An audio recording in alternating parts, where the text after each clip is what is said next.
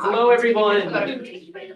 Welcome to the Friedman School Speaker Series. We are so glad to have you here. This is a talk unlike any other. In the speaker series to date, we have our postdoctoral scholars each giving a 3-minute lightning talk. There'll be 5 of them in rapid succession.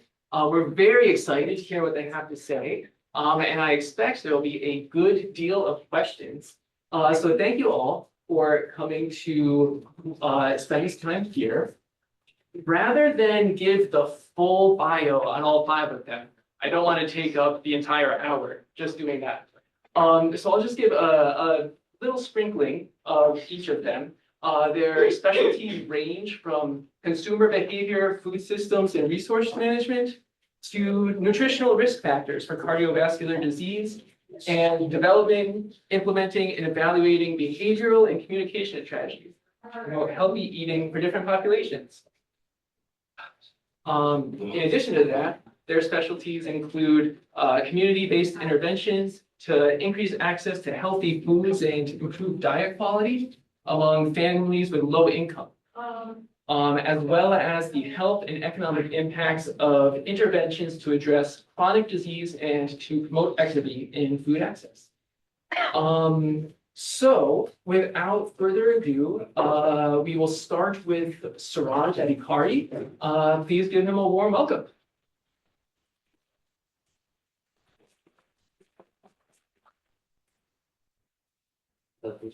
I guess it helps.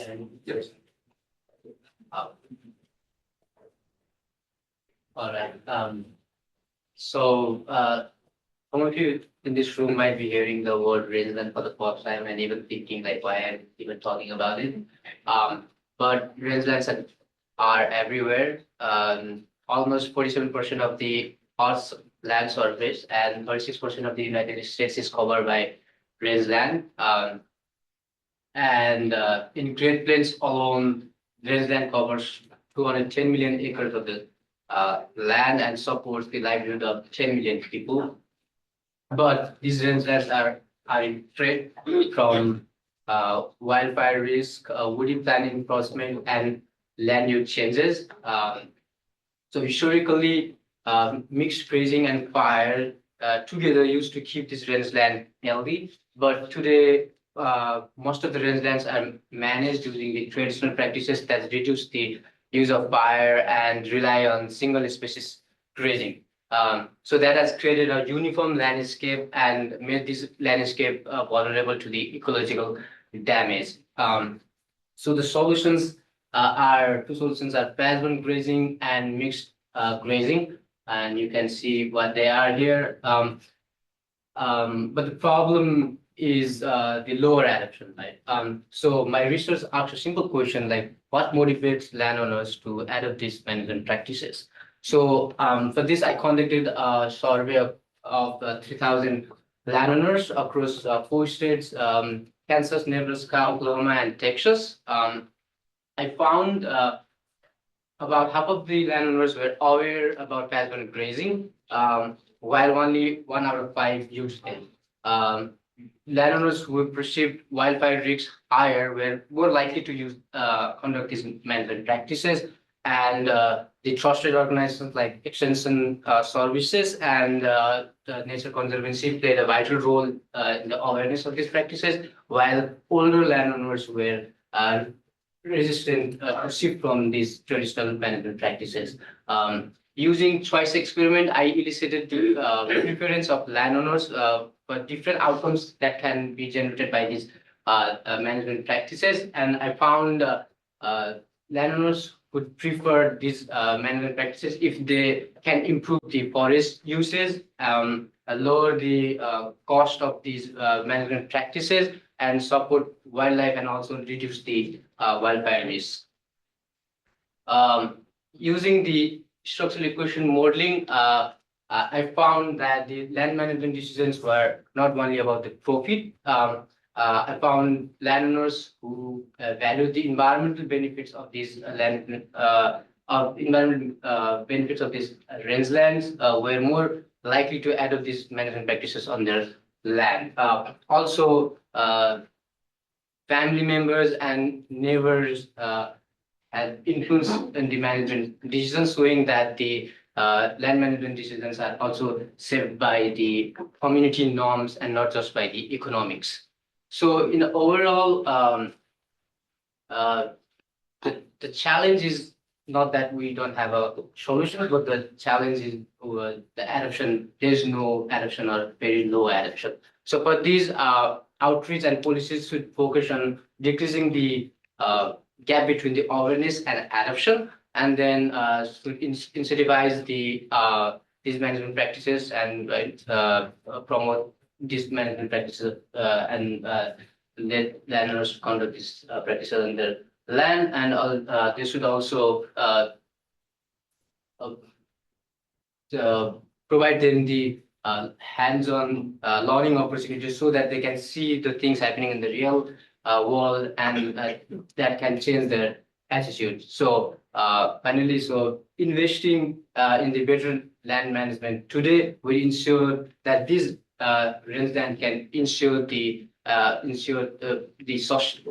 rangeland can sustain the people and also the ecosystem for generations to come. Thank you.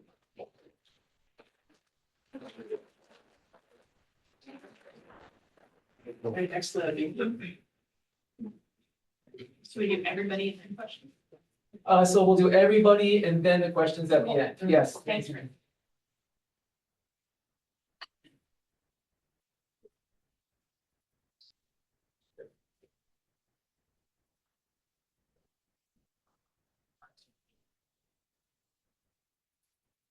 All right. I'm so glad to give this talk here.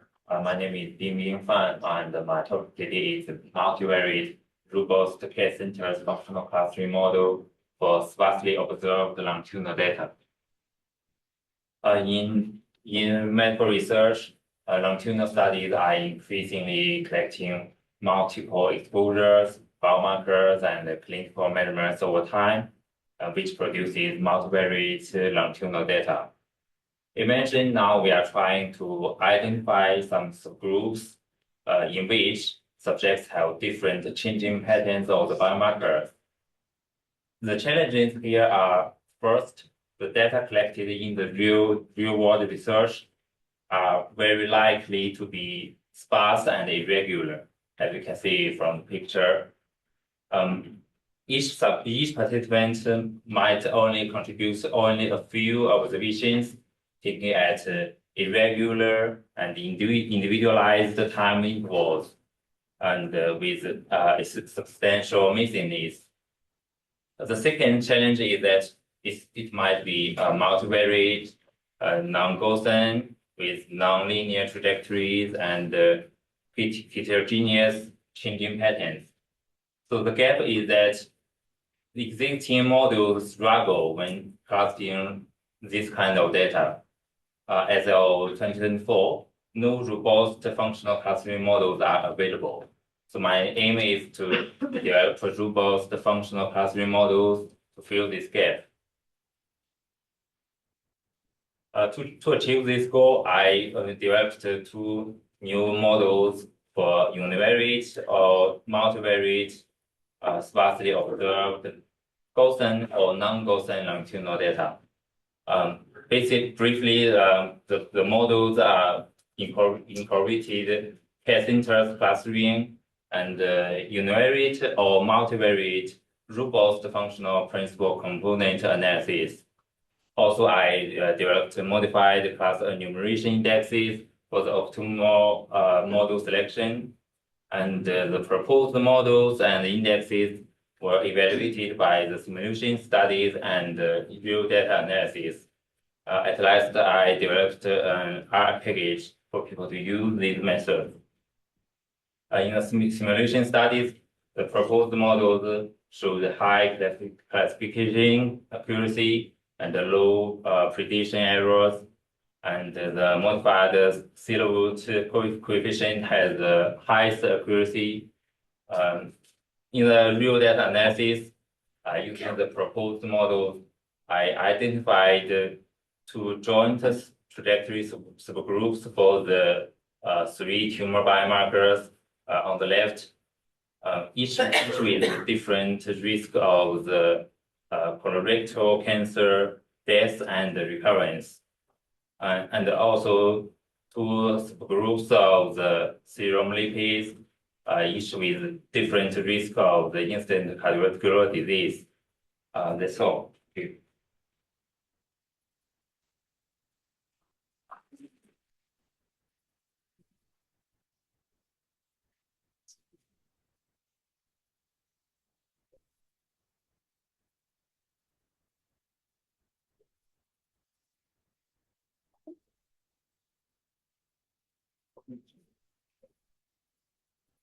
Hello, and thank you very much for the opportunity. I will be talking about engagement with a digital comic tool and its association with dietary outcomes.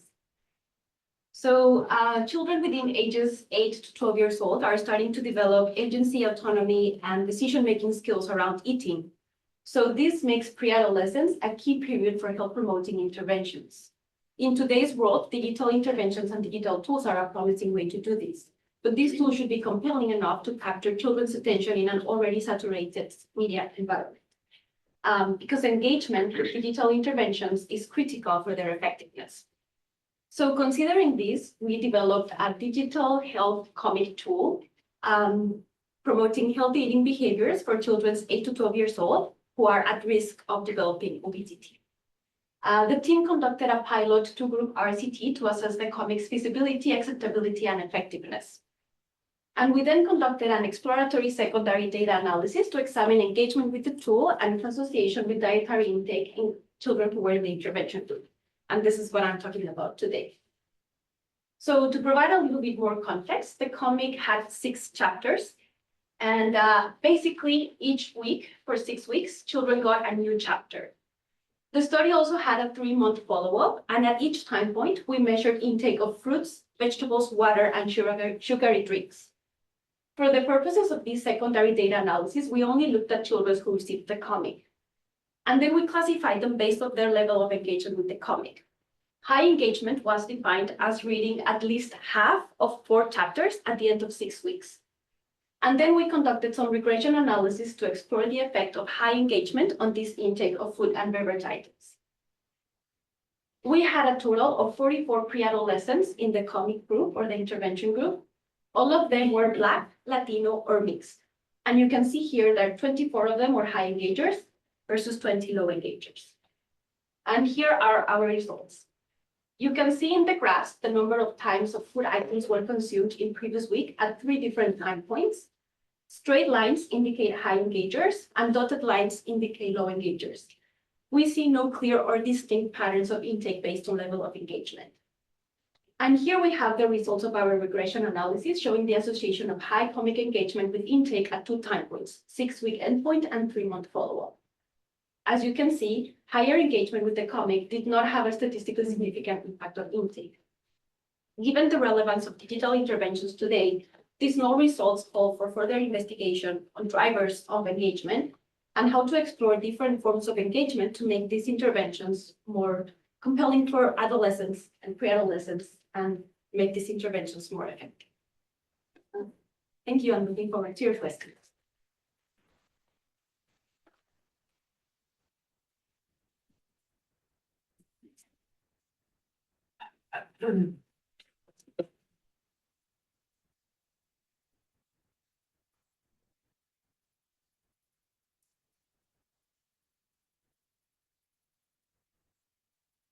Hey everyone, my name is Yaris Mela Herrera, and I am very excited to tell you a little bit of my research here at Friedman. And the title of my talk is Retail Food Availability, Pricing, and Retailer Perspectives in the Mississippi Delta. So food environments can be defined as the foods available to people in their surroundings and their nutritional quality, safety, convenience, affordability, and promotion. Research consistently shows that local food environments are independent predictors of food choice and diet quality. And this becomes particularly concerning in areas that experience residential segregation or food apartheid. More specifically, higher income areas have better access to supermarkets or large grocery stores, which tend to have a greater availability of healthy foods. Whereas in lower income areas, there is greater density of small supermarkets, convenience stores, and dollar stores, which tend to have a lower availability of healthy foods and at higher price points.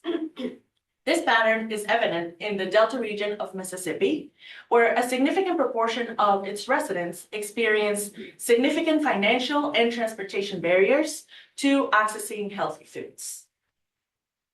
As a matter of fact, a lot of the census tracts in this region meet the definition of USDA of low income, low access areas, which means that a significant proportion of its residents live more than 10 miles from the nearest grocery store, supermarket, or superstore, and also have limited vehicle access.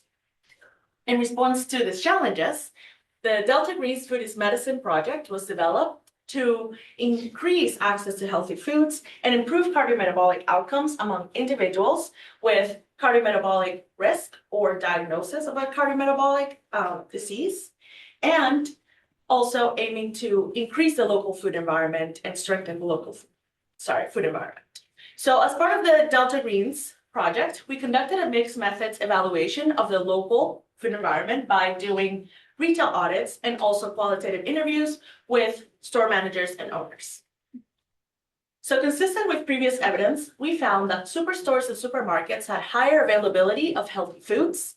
And this evidence was more starkly different for grains, fruits, and vegetables. So you can see that superstores and supermarkets had greater availability of grains, fruits, and vegetables than dollar and convenience stores.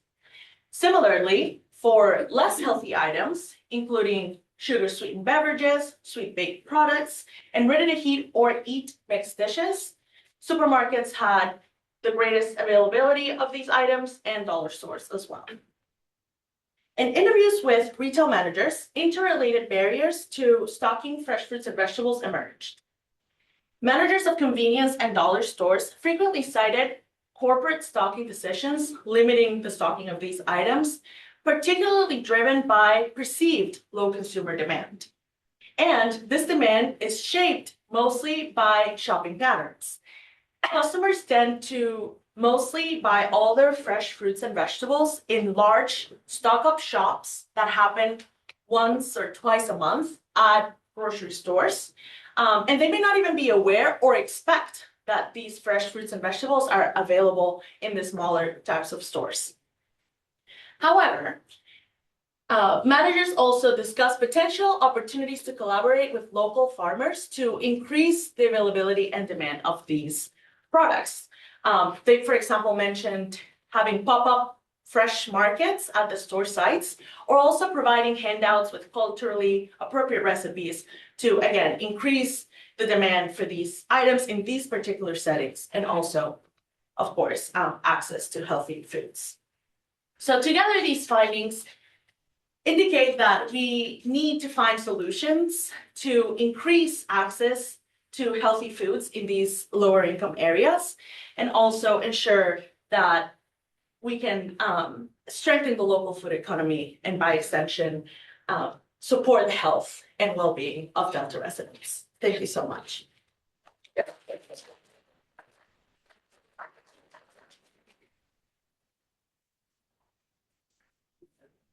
And then my name's Alex, and I think.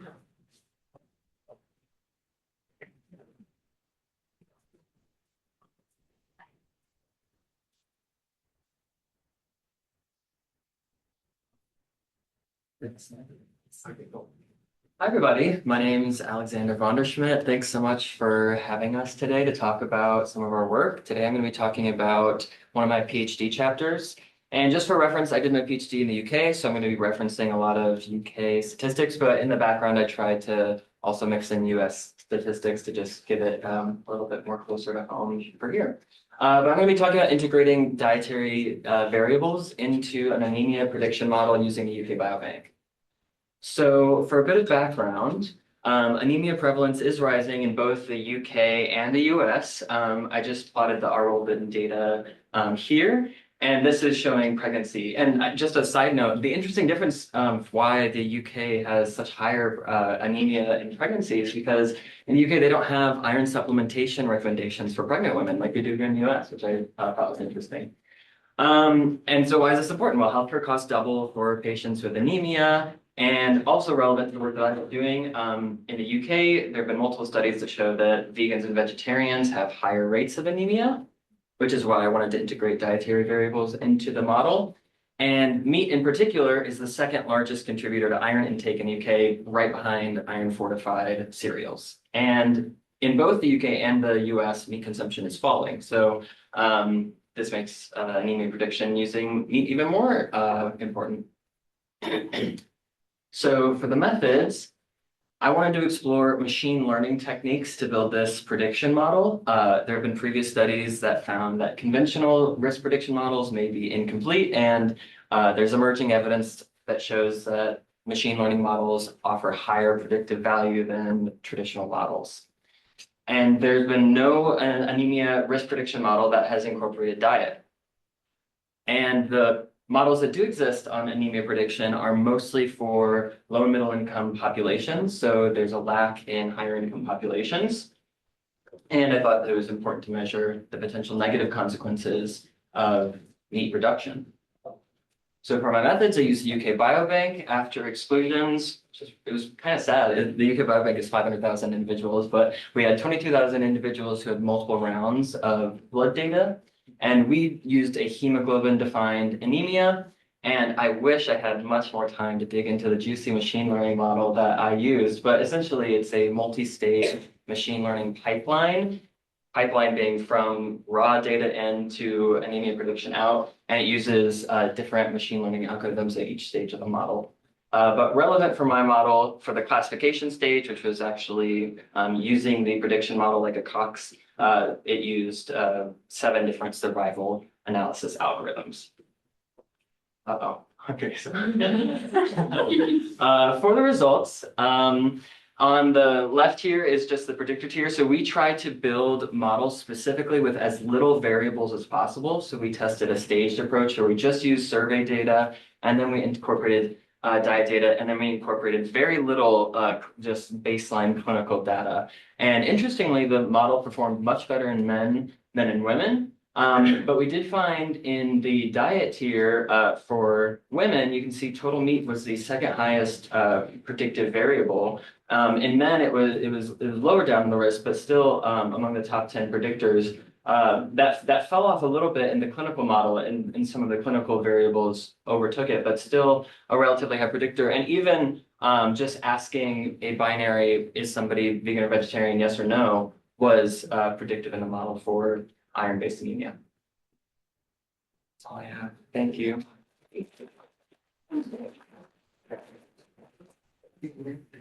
All right, we can now open it up to anyone who has questions for any of the 5 postdocs. Start. Yeah, sure. So the question, sorry, on the very last slide, the top variable under clinical, DRW?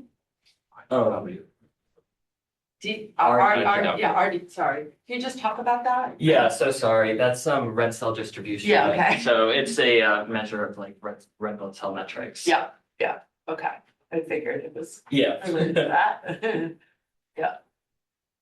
As long as we're on that side, Yeah. the vertical axis for the line chart? Yeah.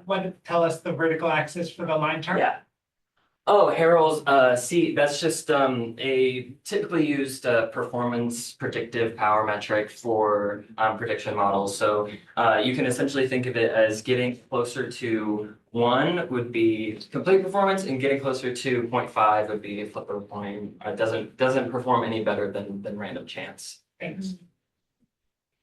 so from a policy perspective, particularly in the UK, given the rates are high and given that you have some interesting results here with prediction. Talk about what this means for clinical practice and policy for healthcare providers.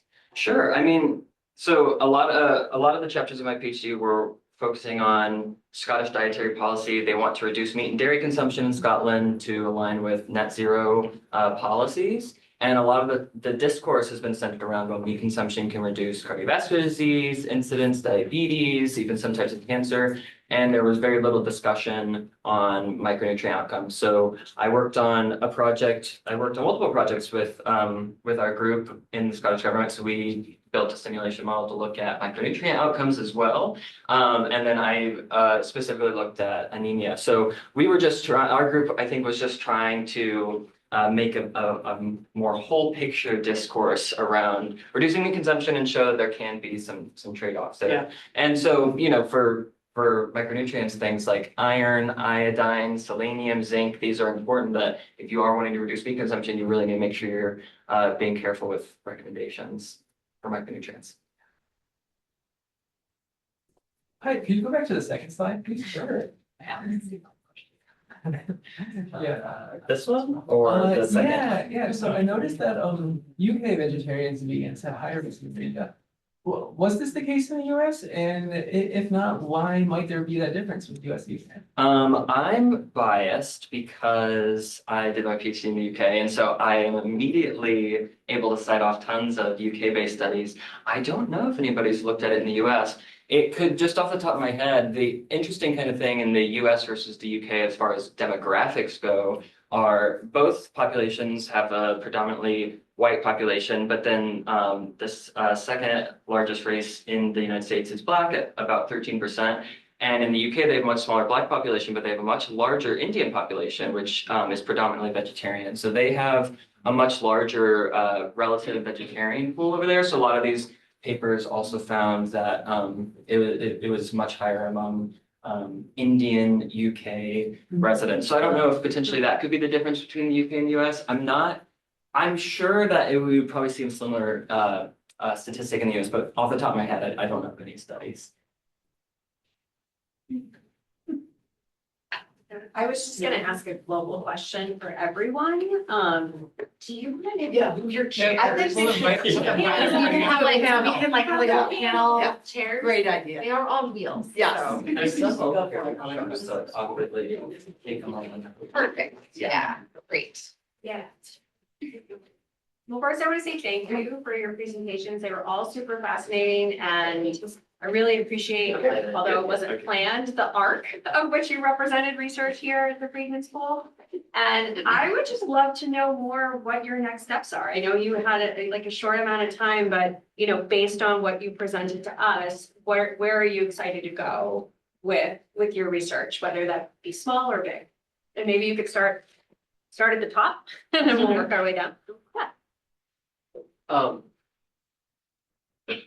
Should I send it?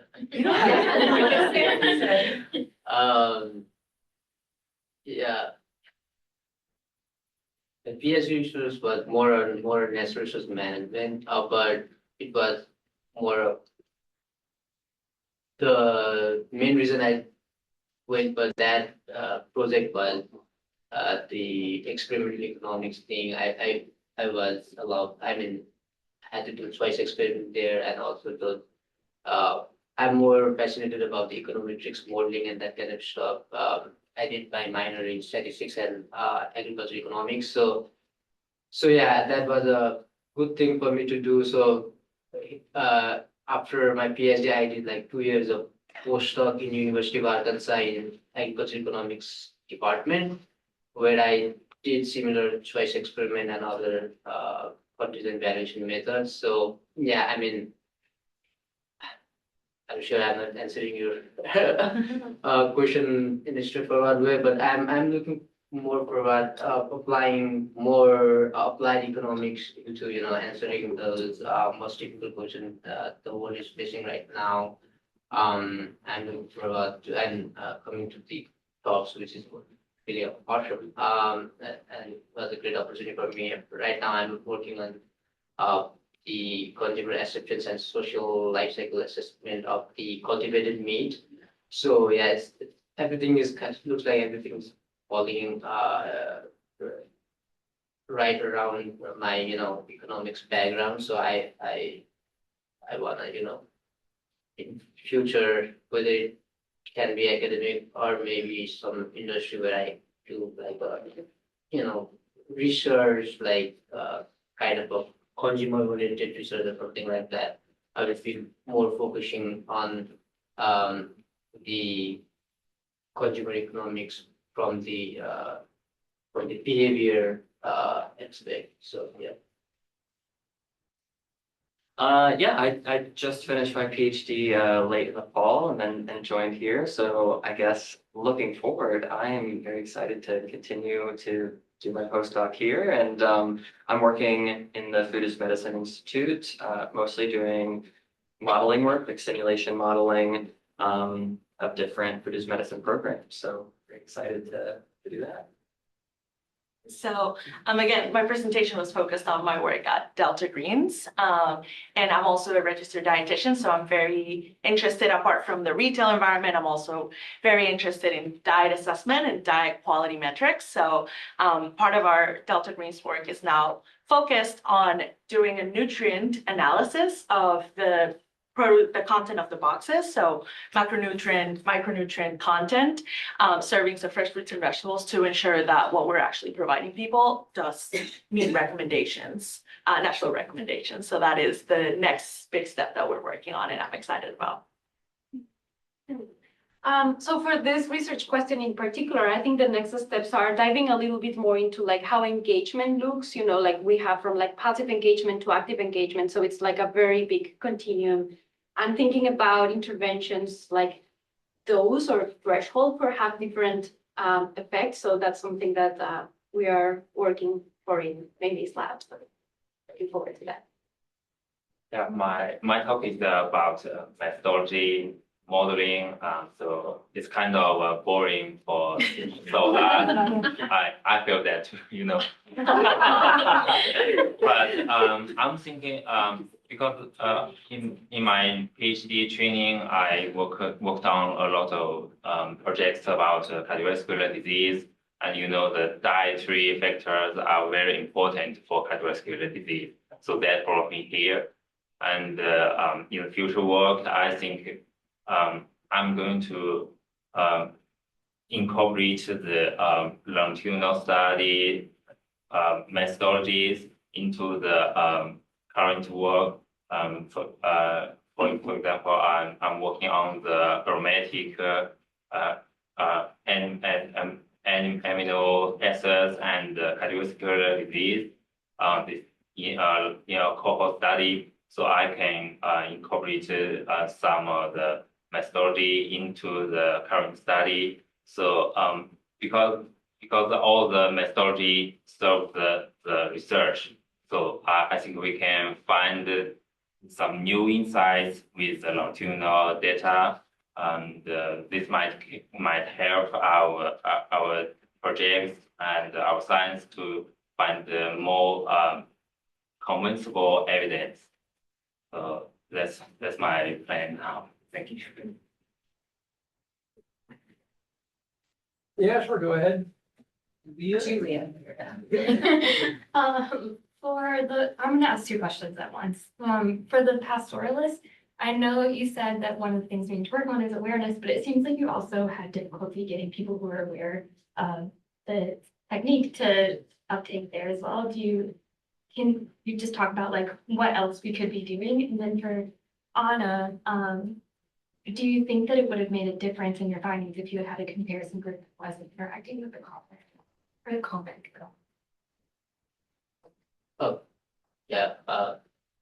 Thank you for the question. Yeah, I said like the policies and outreach will be focusing on decreasing the gap between awareness and adoption, because like 50% of the population or planners being aware is a good thing, but like only 20% out of those who are aware are adopting those practices is not a good thing to have. So first, the awareness is important, but that's why I talk about incentivizing those landowners for using those practices. But incentive is one thing, and it's always limited, right? The other thing is like there are so many risks going on, as like regarding crossmen and wildfires in Queensland, and ranchers are like really worried about those things as well. But so worrying about these management practices can cope up with those risks is really important because that can, change their attitude and behaviorally we can align with their management goals. Yeah, I think that two things would be the most important to do. Yeah. Yeah, thanks for that question. So the definition we used for high engagement or low engagement was kind of like grouping things. So we had a lot of engagement data from the comic because it's a digital tool we can capture, like time spent on the comic, clicks, like icons, like a lot of things. But we came up with this definition, just like basically grouping people in two categories. So the high engagement is just reading at least half of 4 pages, but that can mean someone who read that and also someone who read like 100% of 6 chapters twice, for example. And then on the bottom end, we also have people who maybe just like barely met the threshold. And then also people who didn't engage at all with the comic. So they are grouped there. I think in my last slide, I also had some recommendations for having, like larger sample size, because that will really allow us to see if there are like different groups or different drivers of disengagement. We didn't find any baseline differences between high and low engagers, high and low engagers. But it would be interesting to look at, like what are people clicking more, or like who are people reading the comic more. But this was a small sample size, so we had to make sure that the groups were comparable enough to run the analysis. So that's next steps. Elena just made a point in the chat for you, Anna. Oh, You want to say it out loud, Elena? Because the speakers can't see the I chat. can't see the chat, yeah. That actually, I have two questions. One for Anna, another one for Pinguin. Anna, I believe that maybe that, and you just elaborated that engagement was a complicated category, a lot of things going into that. But maybe it is, the collapsing in metrics for the engagement was not sensitive enough. Not about the sample size. It's maybe about more targeted, and it's not enough just only to look and stay engaged and flip the book, but it's how much you understand, and taste interception probably more important than engagement. yes, that's a great point. Thank you for bringing that up. And I think engagement is like a very complex thing to measure, and sometimes we forget that passive engagement can be, like equally impactful. So those are some of the things that we're looking to understand in terms of like how do we measure that, and then how we analyze that as well. Yeah. And I have another question for Bingbin regarding to longitudinal data. I think this is such a tough and such an important question to deal with, but I'm wondering, you have mentioned 3 major problems. One is the irregularity. The second one, it is very skewed distribution in general. And the third one is nonlinear pattern. So like every single one, it's already a headache to deal with. But have you tried to deal with every single problem separately? Like, for example, if it is too irregular data, can you come up with some level of regularization of this data? If it is data heavily skewed, have you tried separately to try different form of transformation? Because of clearly there is a possibility as well. Because of the methods you have presented, and even silhouette metrics, I love them dearly. They are very crude, and they're again losing the sort of like that tuning to the problem which you highlighted. Yes, that's a good question. I think for each of the difficulties like screwness, which I said non-Gaussian, and the irregular stuff and the nonlinear stuff, each single problem has a lot of solutions. So my idea is that why not give people a robust model so it can solve all problems. It doesn't matter what the distribution are they irregular or not. So that's an overall robust solution for me. So if your data only have one of the problems, you can find the more detailed models. and also my model is focusing on the clustering and the trajectory fitting. So with different programs, you can find the different models.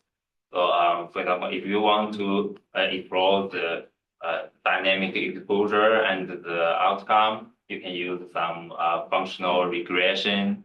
And there are a lot of models and approaches there. And so I want to give people a more robust, easy to use model. So I incorporate all of them together to make my model very easy to use. Sometimes one solution fits none. Just be careful. Okay. Thank you. Question about anemia. So you had some predictors, including RDW. So when you do a complete blood count, you get a lot of free information that is often not used, as you know. A lot of people don't look at RDW or MCV or things like that. So it makes perfect sense to me to look at things like diet pattern. But if you're getting, but using RDW or MCV or whatever, you're already getting the hemoglobin value.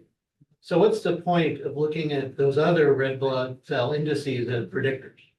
No, that's a great question. And we were trying to build, again, like a multi-stage model using as little variables as possible. And essentially the clinical model was also to compare the lower stage model. So how close can a model that just uses demographic and diet data get to a model that uses clinical data? Because it is almost circular in a way of like RDW or MCHC can predict anemia much better than diet. But they can also, it's not like 100% overlap, and like we didn't use hemoglobin itself in the model, but the clinical model was mostly used to tune against the demographic and survey data. The point was, trying to find an easily implementable model, kind of, the trade-off between parsimony of like, how can we build a predictive model, but also one that can be used in the field. And did you try that without blood? Because you had other clinical markers that are more reasonable to measure without an actual blood draw. So clinical, with and without that blood marker. No, we didn't. No. Yeah, because I mean, if you're out, in many field studies, it's very good. I mean, you could do finger stick, but if it's hard to do a blood draw, and you wonder if that still performs better than, or maybe it's worse than diet without that marker. Yeah, that's a great question. And it would be interesting too to see, I've never worked in a lab. I'd be curious to see like what information you could get from a finger prick versus like needing the larger volume of like from a blood draw. I mean, like obviously you could get things like glucose. I don't know how much glucose would be related to anemia necessarily, but I don't know what other cool lab values you could get from Hematocrit. Yeah, you can. Yeah, From- right. Okay. From a finger stick, you get hematocrit, right? Yeah. Yes, hematocrit, hemoglobin, some of the indices. And you can also get some of those from dried blood spots. Yep. Oh. So it can be done in the field, but. Okay, do we have? Okay, this goes to you, Yaris. Yeah, you mentioned ready to heat and eat foods. Yes, yesterday through our working group on the data analytics for food markets in Africa project led by Prof. Bill Masters, who is online. One of our enterprises mentioned that they are promoting ready to eat, heat and eat foods. And he mentioned a case where in Tanzania or one of the countries around East or Central Africa, people who believe that they have to cook food that is more healthy, there were problems with even overcooking, which was a problem. So when we consider ready to eat and eat foods, what are the problems you see and what are opportunities that you see for improved nutrition? Absolutely, and that's such a great question and point. I do want to highlight that, again, that is such a big category, and I do want to clarify that for the purpose of this study, we only did 3 subcategories of ready to heat and eat mixed dishes. And those were based on NHANES studies showing the larger proportion of contributors to saturated fats and sodium. So that was burritos and sandwiches was one subcategory. Then we did pizzas, and then we did I'm blanking right now, but we did a third one, or maybe we did sandwiches, then burritos, and then pizzas. So we made sure that they were less healthy. Like, for example, we're not looking at a frozen cooked chicken with mashed potatoes. So we sort of focused on items that have, previous association with lower diet quality. So I think that was an important distinction that I would like to make. And it's not an effort to villainize ready to heat or mixed dishes, but more so understand the contributions and the availability of which kinds of ready to heat and mixed dishes are available in these specific food environments. Yeah, talking about the availability, what the member of the team mentioned was time, poverty, convenience, and also energy costs. Exactly. Yeah. Exactly. You bring such a great point. Again, it's not an issue of like they should not be available. Again, not everyone has time to cook everything from scratch and or the money to do so. As we know, it's sometimes a little bit more expensive. So absolutely. We have a hand on the line. We'll get to the online one after, but first in person. Yep. Sounds good. I have 2 questions, and I'm just gonna use the opportunity to ask questions to Saroj and Anna.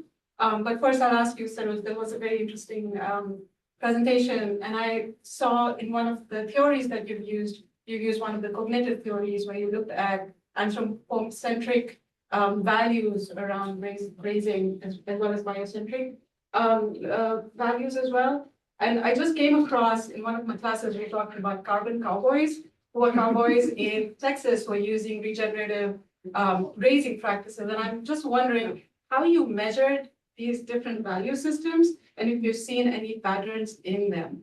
And then can I just ask Anna too? With Anna, again, I really appreciate the fact that you showed no result as well. But my question is, with some of the patterns that you're seeing, how are you thinking about some of the confounding factors that may play a role in their consumption patterns, such as maybe availability or access to healthy foods in their home environments, and how are you addressing that in the study as well? So yeah, thank you for the question.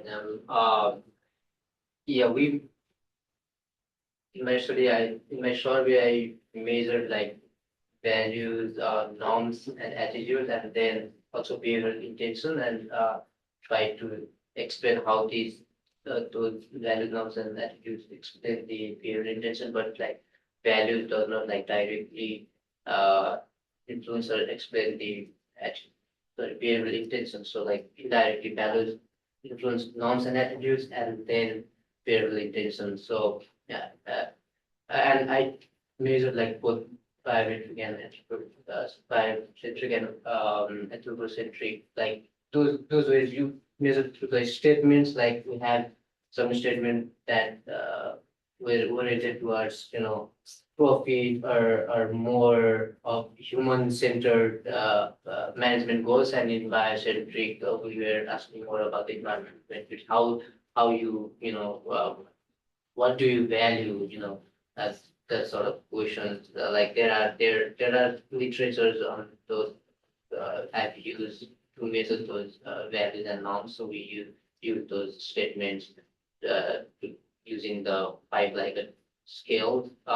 And then and talking about the patterns, I mean it's very obvious that more anthropocentric values are more significant in the attitudes because like profit is most important thing to the landlords.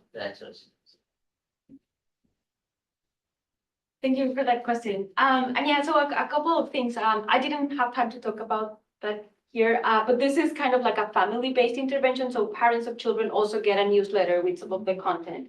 And as part of like the surveys that are done and measured at each time point, there's also like a home food availability that asks, like parents, like what are the foods available, and we have that role for time points. So this is kind of like an ongoing project where we're like exploring all these things, but we do have information around that because we ask parents and children for these things. Okay, I see we have Ryan online. Would you like to unmute and ask your question? Yeah, happy to. Thanks. And great presentations, everyone. Apologies, I can't be there in person. I have a little bit of a cold, so bear with my voice. I really was struck by how many different levels y'all are working at, both through modeling and policy related projects as well as environmental level solutions. Do you feel like there's a next question that you're really excited about looking at? And then for trainees who might be thinking about a postdoc experience, do you have any advice that you would recommend?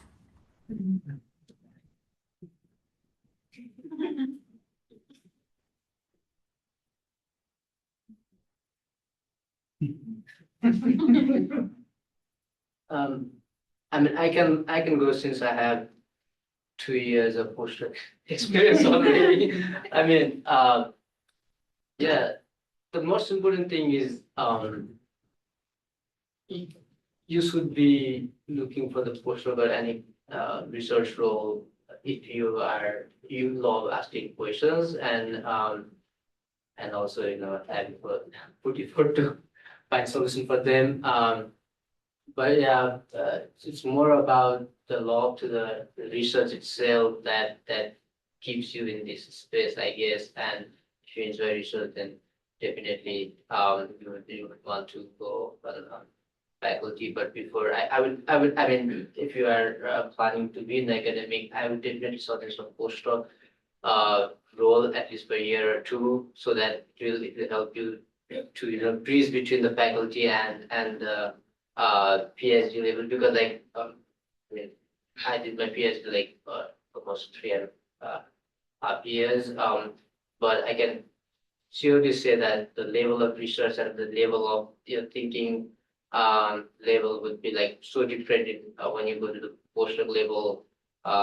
Because like in PhD you would be like be helped by your advisor in a lot of sense, but in postdoc you would be kind of independence, and it's kind of it's your own research, and you if any mess is made, you to clean it up yourself. So people going to faculty because like in academia we think about the faculty next door, right? So definitely doing a postdoc will give you experience like how to stand for your research and how to be more independent. So yeah.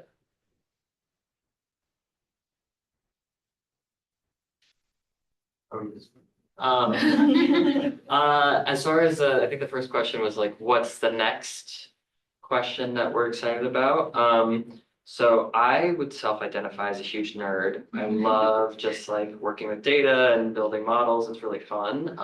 But I definitely think the next step beyond that is like, how do you actually get this in, like, how do we get people to eat more vegetables? That's like, the number one thing really. And so that's very important and exciting too, to figure that out. And it kind of goes a bit more beyond just like, what's the best way to like structure the data.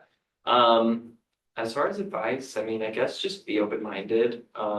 There's so much out there to do in the research field. So, and academia can be a very happenstantial, serendipitous kind of field to work in. So I think you do need to be open-minded if you want to be a researcher. Yeah, so in terms with some of the results that I presented today, we do partner with regional farmers in the Mississippi Delta, and we had some conversations before the study began on where they sort of wanted to go next after the study would be over. So next steps for us is sort of making those connections between retail and the farmers, understanding what are some of the things they can and cannot do to, again, meet that goal and that aim of strengthening the local food environment in the Delta. So that's sort of where the next steps for that specific research question is headed. And in terms of advice, I think as my previous colleagues have mentioned at your PhD, you're very focused in a specific methodology or a specific area. For me specifically was WIC, and I conducted a small pilot study. So for me, one of the big things that I felt was missing was, okay, now I want to gain experience in a large study with more people and a little bit more of experience with implementation science. So that's sort of something that led me to apply and, be able to join the Delta Greens team. And again, have such a huge source of mentors and expertise that I can learn from. And I think that's one of the bigger parts of a postdoc is having that at your fingertips and sort of identify where you as a researcher want to become once you leave this training position. Yeah. I think for me, something that excites me is continue to explore, like based on this research question, like engagement and exploring how that looks in new iterations of the comic that we're working on. So that's something that, that I'm looking forward to. And in terms of advice, I don't want to repeat what everyone has said, but I will say, I think you have to approach it like from two perspectives, like from your mind, like what are the skills or the experiences that you're looking for, and also like with your heart, with your gut, and just like finding what place feels right for both. Yeah, for me, I think the most important thing in the training is about to develop your career goals and your study interest, because at a very early career trainee, I'm just going out from the college and trying to start my own career. So it would be very difficult at the very beginning to change my mind, change my way to think about the research question. So I think this challenge is going to appear to every PhD student mind, and I think trying to find the study interest of the next step is very important, and this is what I'm trying to do, and I spend a lot of time thinking about it and try to combine my experience and the projects I did and add the current policy or other environmental elements inside to decide what I'm going to do on the next career. I think that's the most important thing for me. All right, do we have some other ones in person? I know we have one more online. Once, going twice. Souls to B. Rogers. B, would you like to unmute, or shall I read it aloud? Well, I hate to divert from, I think that where are you going postdoc? It was a wonderful thing to end on. I had a question about the Delta Greens, what kind of follow-up is being done to see if the vendors in those low fruit and vegetable areas had actually been encouraged and had actually started carrying more fruits and vegetables. Because I sometimes wonder if it's their assumption that they won't be able to sell them, and maybe if they, combined community education and their provision, it would be a little better. So I just, I didn't know if there had been work done to see how the vendors in those low served areas had responded. Yes, absolutely. So just to very quickly clarify, basically we conducted the retail assessments in 22 stores, and then we conducted the interviews with 15 managers from those where we did the retail audits. And we had two different sets of sort of responses from convenience and dollar stores. We had most of the convenience and dollar stores did not sell fruits and vegetables, and therefore they were giving us, we asked sort of hypothetical questions like what would make it easier or what would make it harder for you to stock more fresh fruits and vegetables. And then on the other hand, we had a handful of convenience and dollar stores, which are a new concept, the fresh concepts that do sell fresh fruits and vegetables. So from them, they mentioned sort of like a very vote with your fork approach, where it was like, we didn't used to sell this, but people started going to the manager and it kept going up and up and up. And that's how we were able to achieve to stock fresh fruits and vegetables.